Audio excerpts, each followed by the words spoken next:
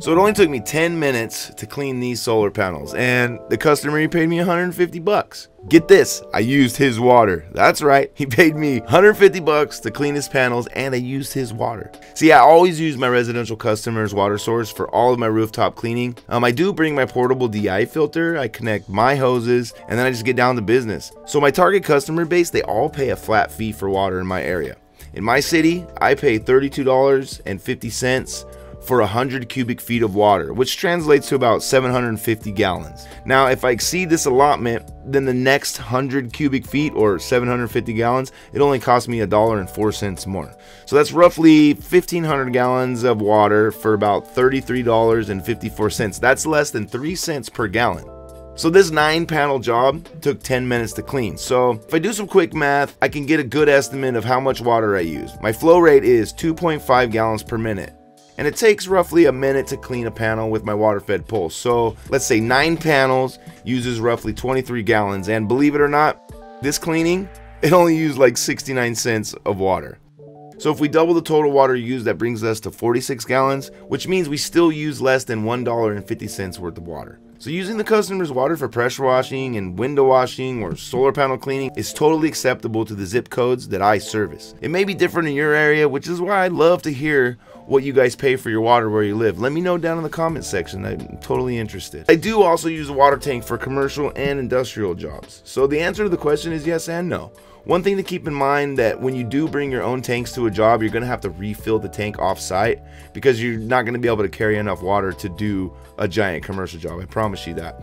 And you'll need to bring gas-powered or AC-powered water pumps. So that means like generators or pressure washer, which means you're gonna have to be bringing gas. So when you encounter something like that, you wanna make sure that you're gonna price accordingly. Residential pricing varies a lot from industrial and commercial settings. So if you guys are starting a pressure washing business and need a little help, click that top link in the description. That's the Solar Panel Cleaning Academy. It's everything I've learned in the last couple years doing this, and it's all cohesive. It's super easy to understand, and from A to Z, beginner to even moderate. If you guys are already in the business, it can help you too. Yeah, check out those links. I hope it'll help you out. So I prefer to bring my own water if I'm gonna go to a site that has only well water. Now, well water is very mineralized, and the TDS readings are typically off the charts. And my main expense for the solar panel cleaning business, aside from, you know, business admin stuff like, you know, subscriptions to different tools that I use, my main expense is my replacement resin, the cartridges.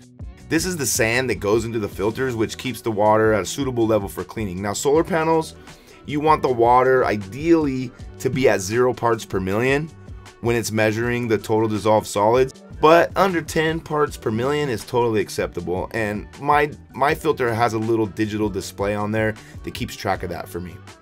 So mineral deposits, I'm sure a lot of you know, but for those that don't, they leave like a streaky finish, and you run the risk of mineral deposits on the glass, which can negatively affect the production. Now, a lot of you probably seen like a black car, or even like in a shower, you take a shower, and then once the water droplets dry, they leave a little circle, a little white translucent circle. Now that's calcium deposits, and that's what we're trying to avoid, because those definitely affect the production of these solar panels. Not to mention, over time, the buildup can affect the way these solar panels are made. They have like a film on top.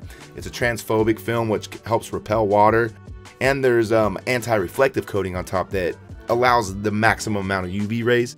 So when you're getting a buildup of hard dissolved solids, once they dry and they leave that buildup onto the panel, you know, it's just not, clean panels work better, right? To help recap this video, I had a comment ask me if I use customers' water, and I do. I always use the customer's water for residential, but most commercial and industrial jobs, I do tend to leave on bringing tanks and pumps. So I hope this helps answer the question. If any of you guys are out there wondering if I bring my own water, if I just hook up to the house, the answer is I hook up to the house. But if I'm on site at a farm or something, I'm gonna go ahead and bring my own water, and that's just how I'm gonna do it. So I hope that helps you guys out. If you guys are interested in starting something like this, like I'm a painter full-time, but this really helps me out fill down the winter months and the off season.